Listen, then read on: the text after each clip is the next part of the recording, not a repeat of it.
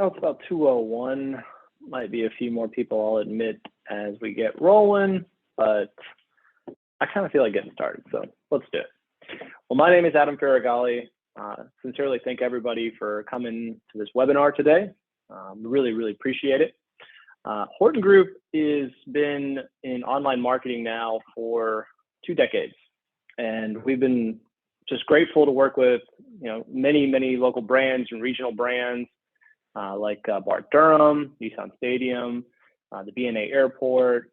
I've personally worked with universities like Fisk, Metro School System, dozens of local and regional businesses in my 12-year career. And then so this presentation today is really all about helping you all understand kind of what is inbound marketing, which is where we're going to start, a little bit about the difference between inbound and traditional marketing. And then we're going to talk about some very specific ideas and strategies that I think are frankly easy to do for the most part, or at least you could spend some time DIYing yourselves so that you can have a very successful inbound marketing presence for your business or your organization or your nonprofit. A lot of these strategies, frankly, can apply to a lot of things. So we're going to talk about blogs and ebooks. We're going to talk about SEO and give you some great tips and advice about making sure that you can be successful SEOing your website. We're going to talk about citation management. It's one of the secrets to getting your Google map to rank. I'm also going to give you some tips about your Google map so that you can set it up correctly, optimize it correctly, and some just general advice about how you can kind of show up above your competition. We're also going to then talk about some Google ads. Oh, Amy, welcome. So we're going to talk about Google ads as well, a little bit about YouTube, some of the different versions of Google ads that are out there so you can see kind of what's right for you. And then we're also going to just do some general guidance about kind of your website as a conclusion to this, because a lot of the things we talk about with inbound marketing, frankly, if your website isn't giving the right impression, isn't mobile responsive, doesn't load correctly, it's going to hold you back. So I think sometimes we should start there with having a great website and then really work on the inbound marketing. A does kind of sometimes help B. And at the end, I'd love to do some Q&A. In the chat thread of the Zoom here, feel free to ask any questions. I have one of my colleagues here, Lauren, in the room with me. She's monitoring the chat thread. So if you do have a question, just drop it in there. Everybody is currently muted right now, but at the end, I'm happy to unmute someone if you have a specific question, jump on the camera, etc. So let's get into one of the first things I would like to discuss today. Oh, Kevin, welcome. And that is, what is inbound marketing? And I'm not going to spend too long on this because I do think a lot of this is more or less self-explanatory these days. But look, the power's in the consumer's hands more than ever, right? Especially with COVID and being more and more on a digital world. So we've gone away from TV, radio, billboards, and cold calling now to a world where people are Googling and researching before they make their purchasing decisions. So that's really what inbound marketing is all about. It's about being magnetic and pulling people to your specific brand, catching them whether they're in their research phase or maybe they've got a referral to you and you want to capture them when they're going through that referral process. And it's just all about generating people to your specific brand through a number of different things, which we're going to get into on this conversation. I still think there's a place for a lot of traditional marketing. I still get direct mail, but here's the thing, I haven't engaged with it in years, right? I still see billboards and I think there's a place for outdoor, but to be honest with you, with radio and TV, I don't even see ads anymore. I pay for YouTube Premium, I have Pandora Plus, so I don't get ads that way. I don't really pay for cable anymore. I have 2 young kids, so all I pretty much do is watch, cartoons anyway. But if I were to actually watch TV, I can assure you it's not going to have a lot of ads on it, if any anymore, because I'm usually just on Netflix and whatnot. So the game has really changed, and we need to create a presence on the internet where we can pull people to us as magnetic as possible. So like I was just saying, you have traditional versus the inbound. So in this conversation, we're going to be talking about some specific things. Still letting people in. Hello, Allison. Welcome to the presentation. Thank you. So let's start off with one of the first things I'd like to discuss, which is of the mix here. We're going to talk about content. All right. So content is one of the more important aspects of generating a lot of visibility. And I'm going to show some specific examples here. So I'm going to jump off this presentation because I don't know about you, I'm not a big fan of Death by PowerPoint. So here's an example of a search term. that we can specifically write content for. And that's really where I want to start this. So when we go to content, you can have blogs and you can have ebooks, which are things we're going to be covering here. But what you need to think about, how are you going to write content specifically for what are people searching for? So this is a keyword here called safest neighborhoods in Nashville. And our client, NCA Alarms, is #2 ranking for this keyword. So this is an article that we researched a keyword that related to their brand, and then we wrote a long tail keyword. That's what this is. What are the, or how is this the best way to do X, right? And then you can do this for your brand. And I'm going to give you a few other examples here just to get the gears turning. So this is an example of another one of our clients, and these are a number of different keywords that we researched for them that can generate significant amount of impressions and traffic, right? So if you're typing in beverage venture capital and you scroll down past the ads, you can definitely have your website show up from a variety of content, okay? Here's another example that we've done, right? So you can see here, Horton Group, one of their articles here, 5 challenges facing the alcohol beverage industry, generates 1,800 clicks every single month. It's unbelievable amount of traffic. If you want to see one that we did for Bar Durham, if someone dies in an auto accident, that's my fault. What can happen to me, right? So you know, with blogging, it's not just about how do you like don't just write a blog just to put content on your site. You really want to think through, what are people going to be searching for that can add value to their lives? And there are some tools here when I go through the SEO presentation to help you kind of understand a little bit more about how to write it specifically for the keyword, right? Now, again, if you find a subject matter, you know, and it could be in any industry, don't worry about like making it a long title. Just make sure it's related to what people are actually searching for. And you have to write these articles well, right? These can't be necessarily short articles. They have to have good content. If you can embed a YouTube video in them, right? If you can have internal links, it's got to have at least 500 words. And then just general best SEO practices, which we're going to cover in a little bit, okay? So content is huge, and I hope that seeing some of those things does help understand how you can take, you know, and here's the cool part about content, I'll just say, you know, if you have 5 good articles that are driving content, it's the gift that keeps on giving. Some of those examples that I just showed, frankly, those articles have been on the internet now for a year or 2 or 3 years. So every single month, they continually drive traffic, hence that safest neighborhoods in Nashville. Now, ebooks is another one that I want to jump off here just real quick and show you as just one more example of how you can put gated content on your website. So these are ebooks that if you want to feature them, like let's say they can still be written for long tail keywords, right? But when you ask for people to download them, the idea here is you gather a little bit of their information. So you want to ask for maybe their name or their email, and then you can put them in your drip campaigns. Same thing though, these ebooks can rank on the internet and they can pull traffic in. And we've tried to focus with this particular client on, you know, a number of different subjects that I think people are searching for, you know, hearing aids, options, and costs. So that way we hopefully will pull some of them in when they're in their research stage. That's ideal, okay? So that's content. Now we can talk about specific, you know, subjects on a you know, one-on-one basis for your brand.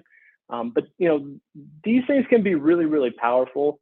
And, you know, hopefully you're passionate enough about your business where, you know, you can come up with some articles and then you can also align them to long tail keywords.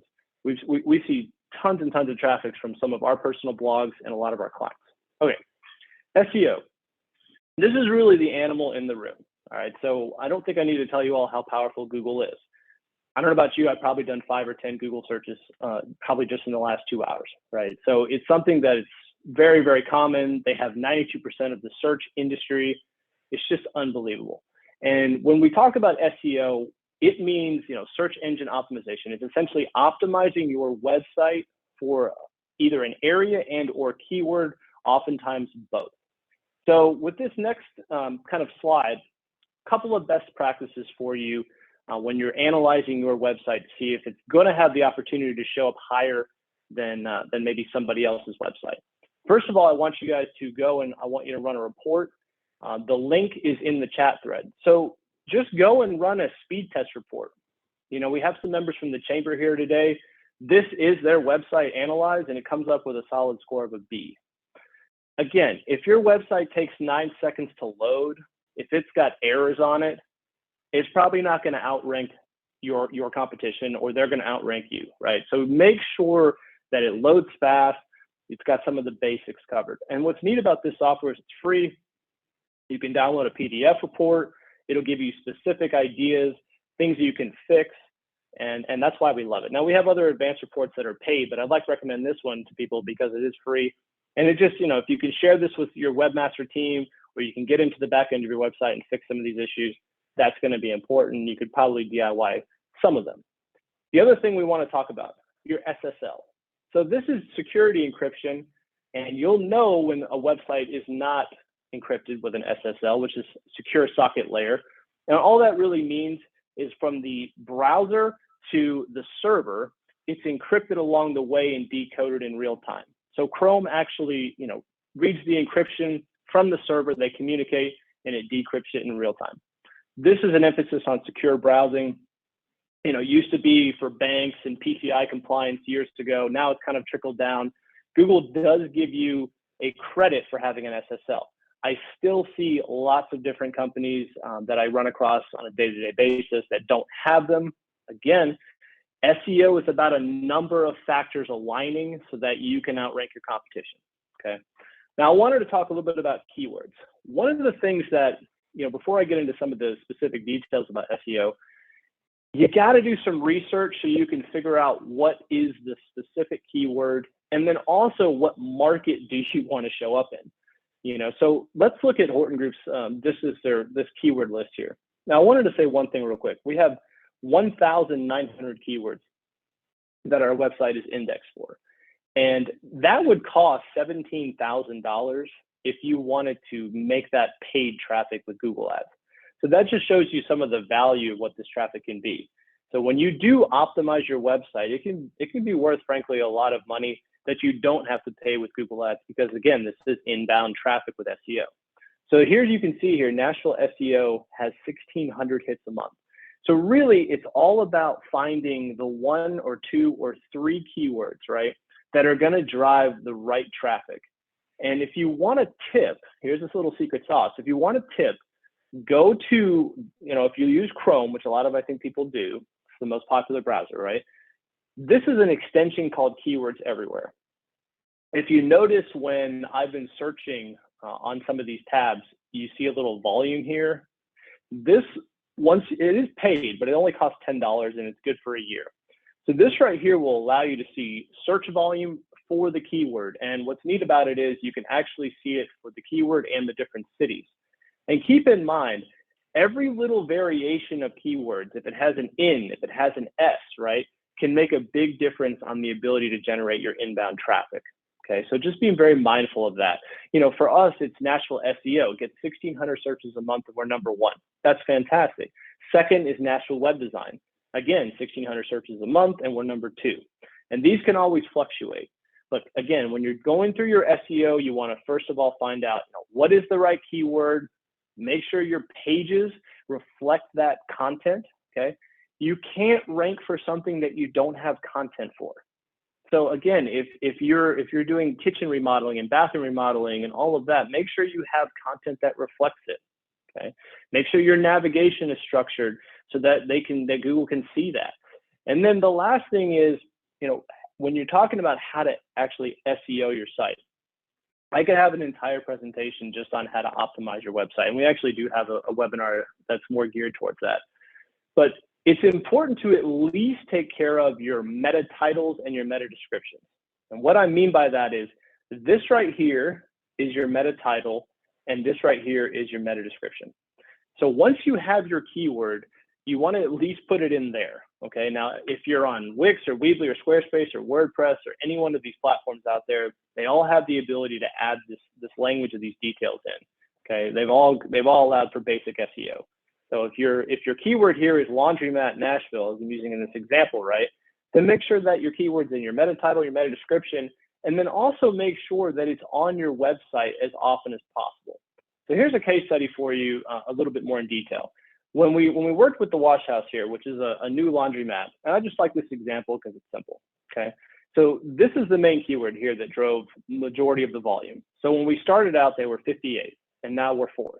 And this client's had their new website online now for about 6 months, which is a good case study because here's the thing, SEO does take time. I'm sure you hear this all the time when you have SEO consultants, right, calling you up or you've done business with some. They always say, oh, it's going to take 3 to 4 months. That is true.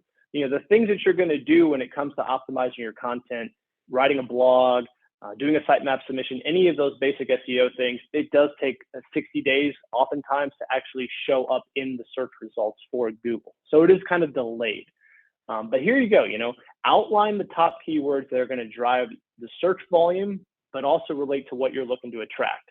And then you want to go ahead and just get it into the website as often as you can without doing any keyword stuffing. Right. So what I mean by that is make sure you've got good content and good pages that talk about the different services, right? Make sure that you put in the keywords throughout the homepage as often as possible without it making, just try to follow some of the best practices here. Okay. So again, the number one thing I'm here to suggest though is make sure you get the keyword right. And hopefully keywords everywhere will help you do that. This is a really addictive tool because, frankly, it's just kind of fun to see how much search volume there is as you're just searching the internet normally. Okay. So that is SEO in a nutshell. And the last thing I want to do is mobile friendly. Look, if your website doesn't work on this, you're really holding yourself back. Now you can actually get an SEO score for desktop, and then you can also get a score for mobile. So our desktop site for us personally ranks significantly better than our mobile site does. Now, that doesn't mean to say that we're not ranking good for the mobile site, but we only have 63 keywords indexed for mobile. So this is not uncommon. Having said that, though, it's still $13,000 if we wanted to do those ads. So, just keep in mind when you have a responsive website, and what I mean by that is the website actually automatically adjusts to the browser so you can have your mobile, right? You can have, your TV screen, you can have it blown up on a projector, etc. The website will respond. If you still have a mobile version, meaning it has a specific version for desktop and a specific version for your phone, that can be okay. But I probably would encourage you to go ahead and make the jump to a fully responsive coded site. Just again, a best practice. So just to recap, run a speed test on your site, make sure you have an SSL, make sure you've got your content, your structure of your site down. Make sure you understand what are the top 2, 3, 4, 5 keywords that are driving the for you. Use keywords everywhere, or feel free to contact us. We're happy to sit down with you and give you some good guidance. Every industry is a little bit different, but in the end of the day, the keywords are oftentimes just common sense.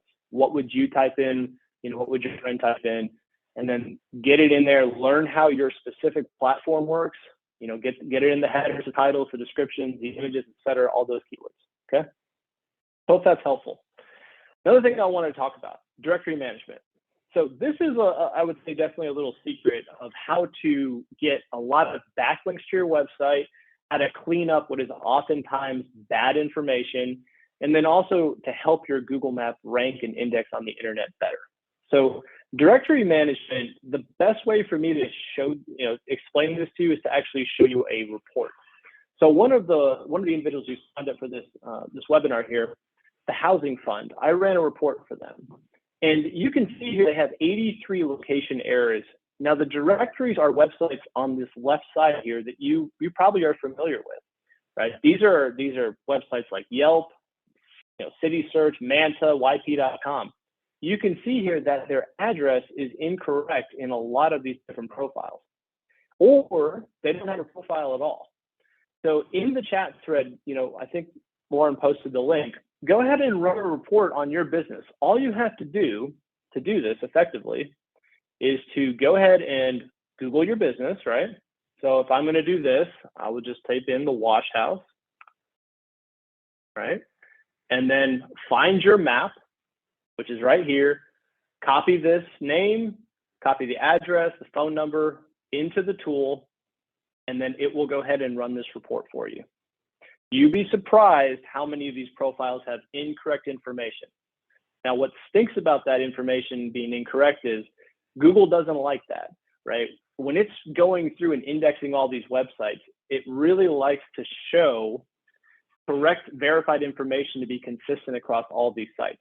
So if you're wondering why your Google map maybe isn't showing up as high as some of your competition, this could be one of the things holding you back. But it's also a great way, frankly, of just generating some good backlinks to your website, okay? Because, hey, backlinks are huge. You need them for SEO. And if you go ahead and do this software, or you can just do these manually, each one of these does have a link to your website. And the other thing to be mindful of is these listings do get good traffic. And these are live listings, right? I mean, everybody's, I think, familiar with Yelp, whether you use it or not. So if I go to this profile right now, they have the wrong address. You know, there's a good chance somebody might have gone on there looking for something that they do. Next thing you know, they got bad information, bad phone number, bad address. I don't know about you. I'm not sure if that's going to turn into a client or a customer for your business, right? Not a good way to start the relationship. So definitely something to be mindful of. That is one of the secrets out there, and hopefully that helps. And that link will go ahead and give you some consciousness of where your directories currently rest and stay. All right, Google Map. This is a huge one. So a lot of people ask me, why does my Google Map not show up higher than others, right? And we're going to get into some of the nuances of how you can help your Google Map. I don't know if I need to explain the power of the Google Maps specifically. I mean, 70% of smartphone owners use Google Maps. There's 260 billion Google Maps searches per year, as you can see here. The reputation part of the maps is massive. I don't know about you. I don't know if last time I went to a 3-star or less anything, frankly. So when we're looking at the maps here, it's really, really critical. Let me jump back here to my laundromat, Nashville. So let's talk a little bit about when you create your free Google map, right? Which is free to do. So if you haven't done your verified map, go to Google for Business, literally write that down, Google for Business, and create your free profile. But I want you to go ahead and make sure when you're setting up your map, first of all, you've done it correctly. It's not rocket science. I don't want you guys to put in keywords into your name. Don't do like a dash, web design Nashville next to your name. No. Just put the name, same thing you have outside when they walk in the door. Just put it on your Google map. Make sure your address is correct, your phone number, etc. Make sure that you're in the right category. Okay. Now Google allows you to have up to 10 categories. But here's the thing. If you really only do 2 or 3 different things, oh, hello, I'll let this person in. If you only do 2 or 3 different things, then, okay, then just put those things, don't put the other 6 things because they kind of are what you would do. The idea here is to be in the right categories and just make sure that you are in those correct spots. Another thing that you can do here is you've got to drive reviews. Okay, so this is the one thing that's on you all. You got to figure out a way through your sales cycle to create good experiences for your client, okay? And you're gonna have to oftentimes ask them, would you please leave us a review? I've had people ask, offer, different incentives and things like that, but I think as long as you are asking them some point in the sales cycle, if they had a good experience, sometimes it requires you to email the link directly to them. You get a credit when you get these reviews. You also get a credit when people use the same keyword, like this is the best laundromat in Nashville. I love the washouts, or I love Coin Laundry Express, right? You get a credit for that. So the more of these you build up, the better it is. And then the last piece, like I already talked about, is the directories. Just to make sure that the directories have all the correct information that directly aligns with your verified Google map. That is really, really important. Again, this one's going to hold this individual back from ever showing up on the first page for a keyword that relates to what they do, okay? Now, one of the things I also wanted to talk about just briefly here with the Google map is if you're physically located, and this can be frustrating, but if you're physically located on the outskirts of town, right, then you are going to naturally have a harder time ranking because the maps are geographically based. So if I'm in downtown Nashville, like our office is on Music Row, I've got a much better opportunity of ranking because I'm literally right next to what Google considers the center of Nashville, versus maybe this gentleman here who's probably going to be somewhere in the Hendersonville or Gallatin area.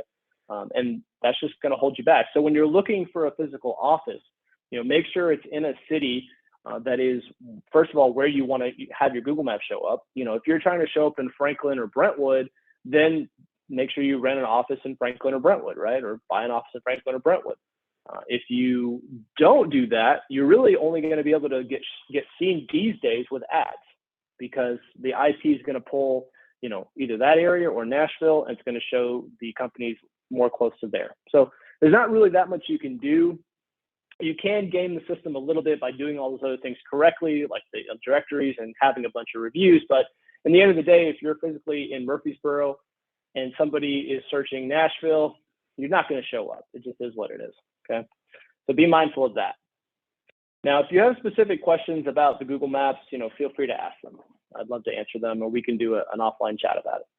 Now, Google Ads. This is a big one. Now, I don't think I'd recommend you start with Google Ads until you've done a lot of the other things we've already discussed, right? I do think that you should make sure that you've got your directories in line, you've got great content, you've done your SEO, you've got your website squared away, it loads fast, mobile responsive, et cetera. Because frankly, ads are expensive. You can increase your brand exposure 80%, that's great. At the end of the day, they add up, and you can pay per click. And I'll give you a quick example here. For my category, web design, I'm paying $17.64 a click. A lot of money. It adds up. So make sure that you have all those other things correct before you get a really robust Google Ads campaign going. Now, there's lots of different ways you can be successful with Google Ads. Number one, you can go ahead and do keyword ads, right? My favorite one right now is to go ahead and do map ads. So map ads are huge. That way you can show up in new markets. I think a lot of people are just scrolling right below the ads and they go right here, which this means they're still going to have an opportunity to see that specific ad. It should be noted that 60 to 70% of Google's users don't click on the ads. So it isn't an end all. However, I still think that there is a place for Google Ads, especially when you already are ranking. It's one of my favorite ways to open up new markets. So if you are already organically dominating in Nashville, but now you're starting opening up in Murfreesboro or Franklin or something, then you can go ahead and start turning on your ads to start branching out, because you're not going to organically rank there oftentimes, or your map doesn't have an opportunity to show up like we just talked about. Now, a couple of other things you can do with ads that I'm a big fan of. One is you can do retargeting. So what that means is when somebody lands on your website, you install a code and then you cookie their device. If they were on their mobile phone, they landed on your website, you can then show ads to them. And those ads, specifically for retargeting with Google, you can also do retargeting with social media as well. We're not going to talk too much about social media today, because I don't think I can get through social media conversation and everything else in the 45 minutes, an hour conversation here that we're trying for. Now, you could do product ads as well. So let's say you don't want to do keywords. You can just go ahead and search for different things. And my most favorite one these days is with YouTube. So if you've developed a nice video, you can go ahead and, using Google Ads, load it into YouTube. And some of my favorite ways of generating good traffic and good impressions is with skippable video ads, right? Which actually you don't get charged for if people hit skip. So it's a great way of getting visibility, and you can still locally target just people in the Nashville area on YouTube. So if they go on YouTube, you can select different channels and whatnot, and just like they were searching in the Nashville area, you can show up on top of somebody's video. You do have to create a video, obviously, and you can still run banner ads and stuff like that, but the videos, I think, really are where the meat of YouTube and the success is at, okay? Now, the last thing I want to talk about is competitor targeting. So what we've been talking about is you have your keywords here that you can sponsor, you have your retargeting, right? You have YouTube, you have all these different things, you have product ads that you can run. But the last one here is actually competitor targeting. And this is one of the secret sauces. Dev Digital has been running competitor targeting on us for years, although their ad's not running today. But this is an area that if you actually want to put your list of top competitors into Google Ads as a what we call a keyword or keyword group, you could show up and people type them. This is fair game. Oftentimes these keywords can be less money than the actual keywords that you were sponsoring initially. Sometimes they can be more. Okay, so that's just some ideas of how you can have a successful Google Ads campaign. Lots of different strategies. One note about Google Ads is make sure you have a daily ad budget, okay? What we call a limit. So if you're only prepared to spend $100 a day, make sure you tell Google that. You know, you don't want to open up all these keywords, all these competitor ads, all these retargeting ads, all these things, and then don't leave a cap on it. Because frankly, you will get charged, and they'll take it out, and every time you get to $500, they'll take out they'll basically hit your card, right? And you'll just keep racking up Google ad spend. So just be mindful of that. The other thing to think about with Google Ads, you know, is just to be intentional. I think to monitor it, especially in the beginning. You know, it will give you a ton of different data, what's performing more successful versus not, and then you can get in there and you can tweak it, right? You can continually tweak the ads and make sure that you're performing. And frankly, Google's pretty cool about it. It'll give you a score. It'll tell you how to make some tweaks and whatnot. If you don't want to do any of this stuff though, because it is time consuming to write all the text ads and set up the locations and all that, work with an agency or contact us. We'll be happy to go through some Google Ad strategies with you all. Now, all of these things that we've talked about, I want to make sure that it's clear in this conversation. Make sure your website is frankly great. I mean, I don't know how else to say it. Make sure that it's got one-click calling enabled, so HTML5. Make sure that it's got great content. Make sure it's got the great first impression that you're looking to have. Make sure that it's ADA compliant. I think that's a big, not only a legal issue that's been developing in the last year of this industry, it's always evolving and changing. This little icon here in the bottom right-hand corner is an ADA enabled icon. And what I'm gonna do here is I'll just go ahead and show you here what that means. So first impression on the website, I think, is critical. But I want to talk a little bit about that here in a second, but I want to show you this ADA. So ADA is all about what we call WCAG, Web Content Accessibility Guidelines. And this software tool allows you to be level 2 compliant. This software is provided by a very, very good state-of-the-art company. They're actually located in Israel. And this allows the individual who's using your website to toggle a number of different ADA accessible features specific for their requirements. If they need the font to be larger, if they need a screen reader to be able to read more things and more content on the website, if they need the ability to invert the colors because they're colorblind, this software allows you to do this. This does protect you from any legal issues, and it also gives you a little bit of a bump in SEO. It's another one of the little secret sauces, okay? But overall, I just want to make sure that you all really think through your overall first impression on your website. The number one return on investment in marketing is the website. So if you all don't do any Google ads or anything else, the number one return on investment you're going to get is the impression your website makes. Because let's be honest, if I get a referral to you, right, what's the first thing I'm probably going to do? I'm going to go to Google and I'm going to type you in. So I'm going to see your Google map. I'm going to see if you have reviews. But then at some point in that search, I'm going to go to your website. If it hasn't been updated in 8 years, if it's not, if it doesn't have any fresh information on it, right? If it's not easy to use and navigate, if it doesn't load on my phone very well, I'm not saying I'm not going to call you, especially if I got a good referral to you, but more likely when I'm looking at everybody else showing up on that page, I might click over to them. You might not even get the opportunity in the first place. So just make sure that, you go through your site and think through it and get it right. But also look into ADA, because I do think that's an issue, and I highly encourage you to make sure that your site's compliant, because it's been a growing topic lately and a big issue, okay? So I just wanted to show these last little facts here about the website. 75% of potential clients make a judgment about your company's credibility based on your website. And of course, a lot of people are going to do research about your company, whether they were referred to you or they saw an ad. Okay, so first impressions are huge, and that is one of the things.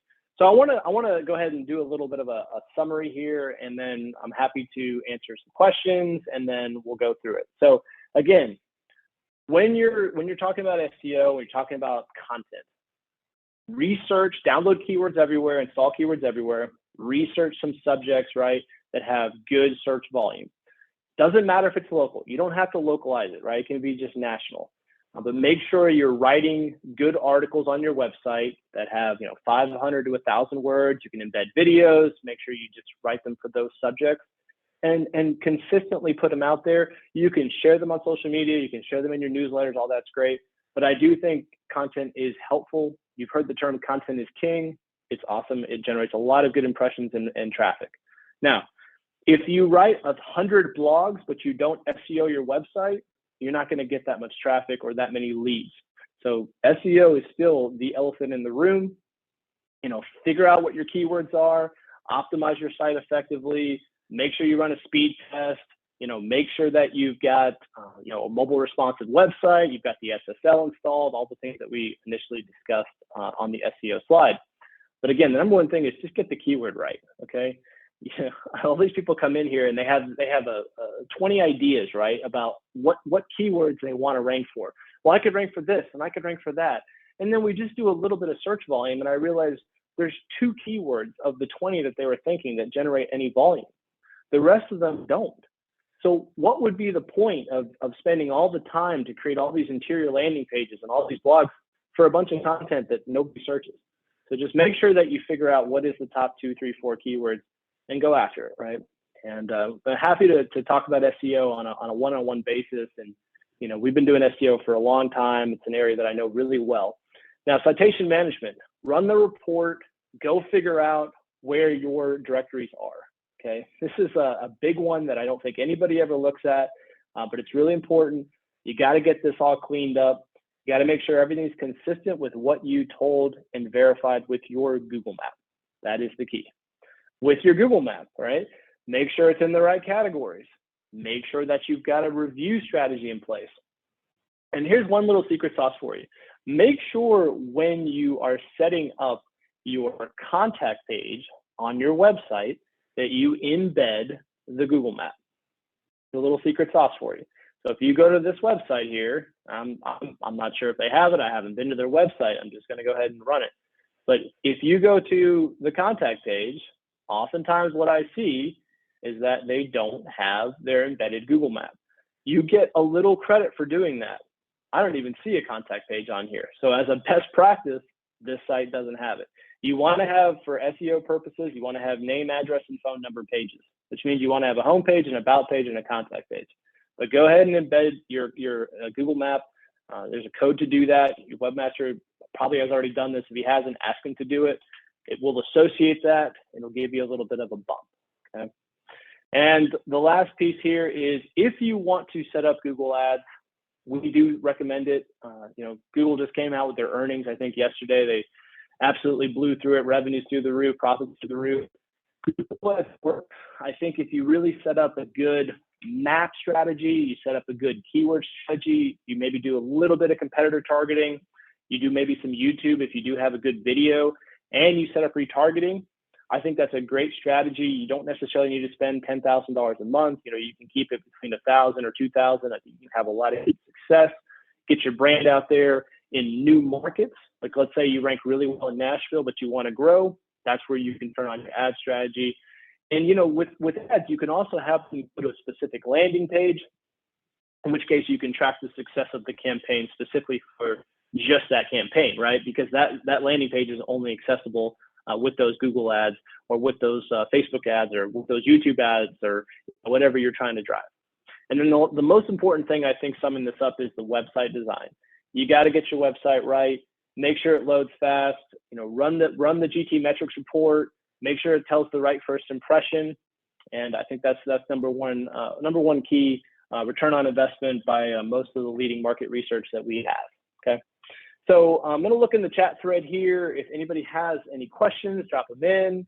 But basically, I think if you all get this right, or at least versions of this right, you get a couple of blogs that do well for you, get your Google Maps to show up higher than everybody else, get your directories in line, you run a good Google Ads campaign, and you've got a website that actually tells your story and sells your why, they say, then I think you're going to be able to charge a little bit more than your competition. I think you're going to be able to attract better talent. And I think you're going to be able to have a fantastic 2022. And, a lot of these strategies will build on themselves, and you guys should have a fantastic web presence. So hopefully this was helpful. This is not an easy presentation to do because it is a lot of data. And I know we're coming up here on 2:40, so I'm running 5 minutes ahead, which is great. Let me go ahead and look in the chat thread here. All right. So any questions that I can help answer, now would be the time. And if you all are interested in reaching out and just going through, no obligation conversation where I'm specifically running your website, looking at your SEO rankings, looking at your directory reports, et cetera, and just giving you some general feedback and guidance, my email's here and my phone number's here at the bottom as well, okay? All right. Deb, I'm glad you were here too.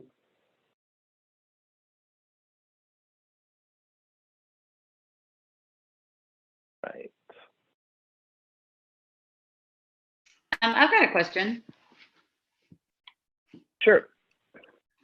Yeah, I was wondering what's like an average budget for like a smaller company, let's say 5 to 10 employees for like SEO or, there's all these different pricing strategies out there. I'm just wondering like what's an average?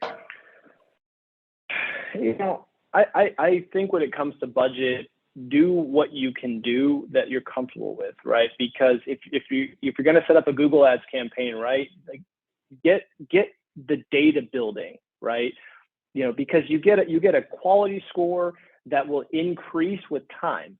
What I'm trying to say is when you start ads, your score is going to be low. You're the new kid on the block, right? You're the new advertiser. So if you can invest $500 a month or $1,000. Now you will get a little bit of economies of scale with the more money you invest. That is a fact, right?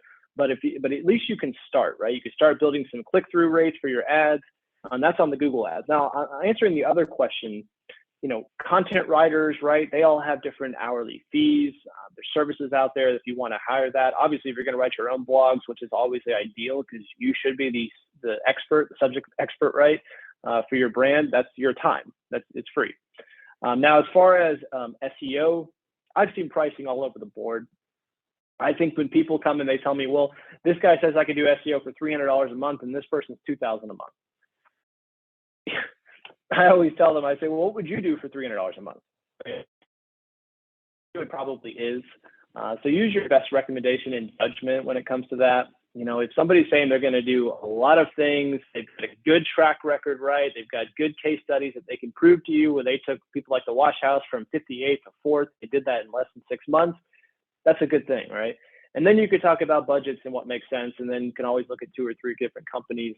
I could tell you at the Horton Group, our SEO plans start from $425 a month. They go to $1,300 a month, unless we're talking about national, which is a whole different conversation. And then Google ads, I think if you're paying anybody more than 20% as a management fee for Google ads, you're probably overpaying. I'm not saying you can't pay 25% if they've got a great track record, but in general, yeah. So is that kind of helpful to hear as far as some of the different pieces that we talked about today? Yeah, I was just trying to get web design is a whole nother thing, right? So, right. Web design is a whole nother conversation. Thomas, I really appreciate the feedback. Great info and tools. Thank you, sir. Deb, really appreciate it. Indexing. Teresa, can you talk more about indexing? I think you're referring to with Google, how Google indexes your website. So Google crawls your website almost on a daily basis, right? They're what they call spiders. You probably heard this before. First of all, you make sure your website has everything turned on.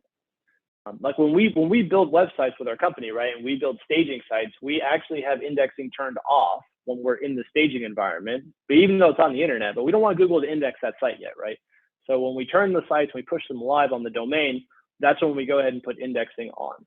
So, when you go ahead and you, write a blog or you add a new service page, what you want to do ideally is and this is some of the more advanced strategies here, everyone, but since we're into the Q&A, you want to go ahead and submit to your Webmaster Tools account, make a note of that, your Webmaster Tools account, a sitemap submission. And that'll actually force the Google crawlers to go to your website and re-index the new content. So if you added 2 service pages, you added some new images to your image library, and you loaded a new blog up that week, You want to go ahead and force that crawl so that you can start the process of getting that content indexed in Google. Okay. Okay. Yeah. Thank you. Now again, no, my pleasure. And it does take some time to, like I said earlier, to get this to index. So you could be at 4 weeks, is about what Google does, and then Bing and Yahoo I've seen as low as 6 to 8 weeks for them to actually register the blog, so you can actually see it in the search, what they call SERP ranking, search engine ranking profile data. Who handles you said Webmaster Tools account? Is that a Google account? Is that Google Analytics? Is that Google? Where does that live? That's a great question. So Google Ads is one account you can have. It could be under the same login, right? Google Analytics is another section, another account can be under the same login too. But Webmaster Tools is a third thing that you can actually have with Google, and that opens up a whole plethora of more advanced features. Oftentimes, you're not going to set up your own Webmaster Tools account, but any company doing professional SEO would have done this for you. Manages your account quite a bit through that tool there, and there's doing sitemap submissions often, and there's a lot of error reporting that Google Webmaster Tools will give you. So it's a really helpful trick.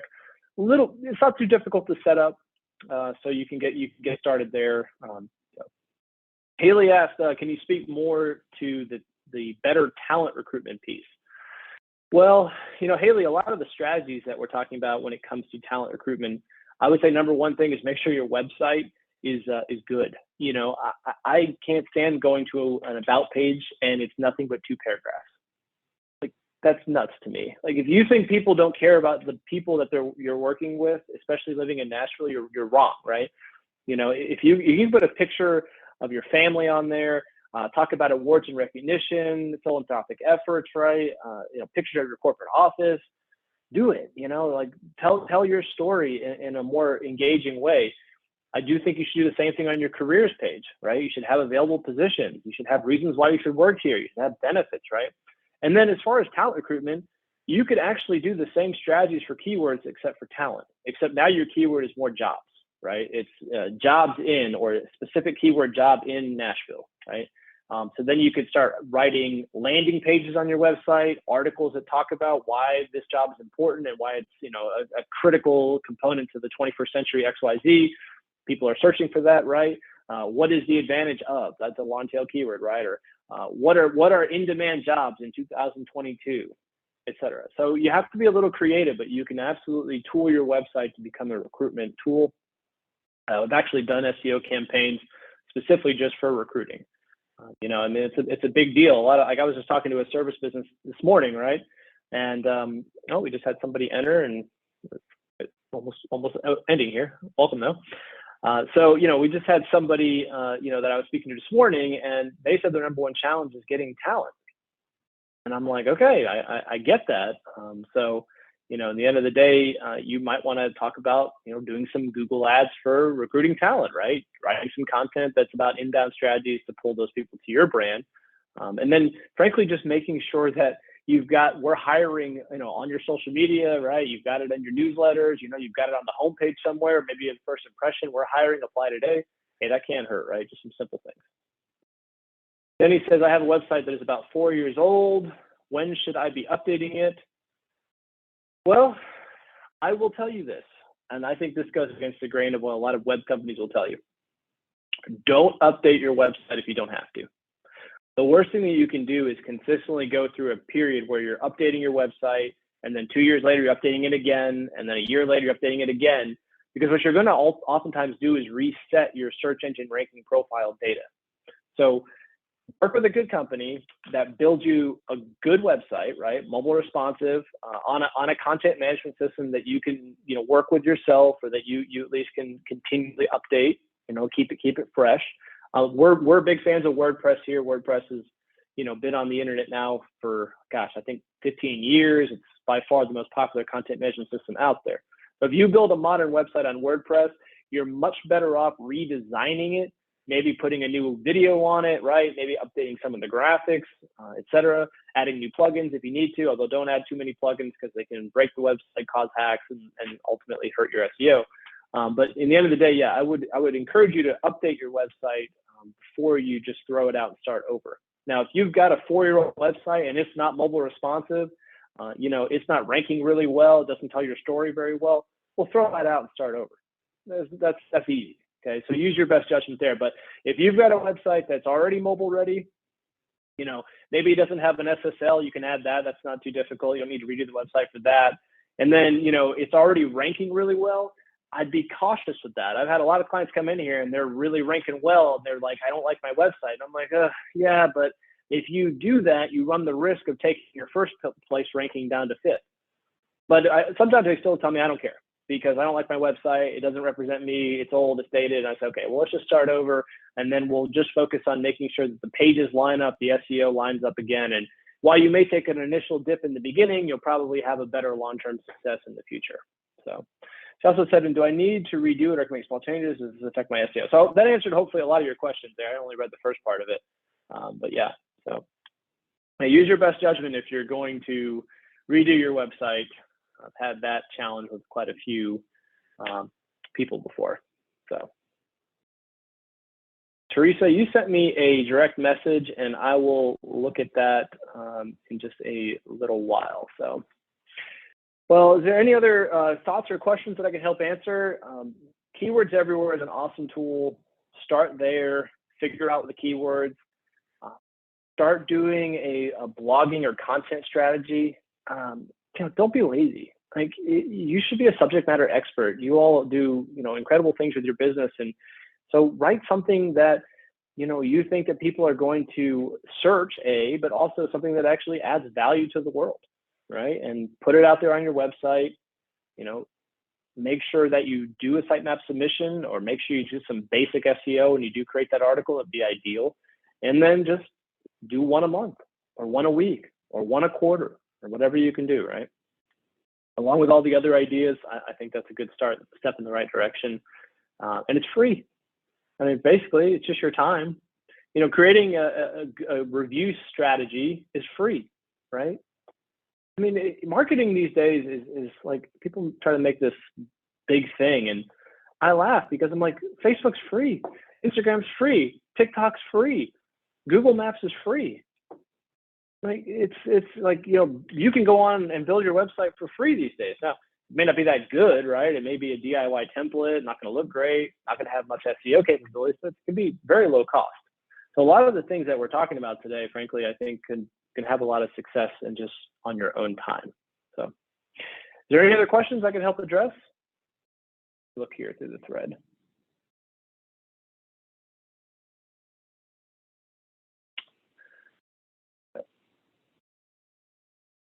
Lauren, do we have any other questions?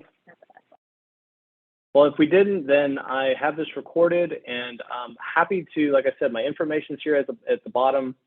I don't know, I hope you feel a little bit of passion when it comes to this subject. I really enjoy it.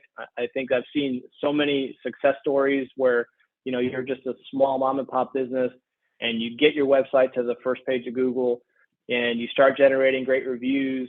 And eventually you're, in 4 or 5 local markets and all of them are ranking well and your inbound traffic's through the roof. I mean, we've got small businesses like NCA Alarms, which I used as the first example, that generate 20,000 hits to their website every 90 days. I mean, they're massive lead generation tools, right? They get form inquiries and phone calls. Pick a market, pick a keyword, start getting your hands dirty in some of these strategies. And I assure you, when you look up about 2 years from now, the time and the effort that you invested, whether you hire somebody to do it or DIY it, it'll be well worth it. Because the internet's not going anywhere. We're just, I drive a Tesla, right? My Tesla has the internet built into it now. I mean, it's unbelievable. Like, the internet is everywhere. So it's just going to continue to be more engaged and more rich for our lives. And the more that you can get your business to benefit through these inbound strategies, the more you can make your website magnetic, I think the better off you're going to be. So we're at 2:55 here. Haley, I'll be happy to email the recording. I got to figure out, probably we'll upload that to our YouTube channel, and then we'll go ahead and send out a link. And I also think that this will send out a survey link. So when that survey link comes out, feel free to respond if you'd like just some help with getting your keywords together, if you want an audit on your website. you want my opinion on just the way your website looks and first impressions and all that. So we'd definitely be happy to do that. So, well, thank you for your time. Haley at the Chamber, really appreciate, inviting some of the people here at the Chamber of Commerce, and just wish you all a wonderful Halloween this weekend. I wish you guys nothing but tremendous success. It's been a really tough year and a half, right, with COVID and everything, and we're all making it. I think 2021, or the end of 2021 is going to be great. Who knows about 2022 is going to bring after the last 18 months? I don't know. But all I do know is I believe in these strategies, and I believe that they're going to benefit your business. Thank you, Adam. This was great. Thanks, everybody. All right. You guys have a great rest of your afternoon. I'll talk to you later.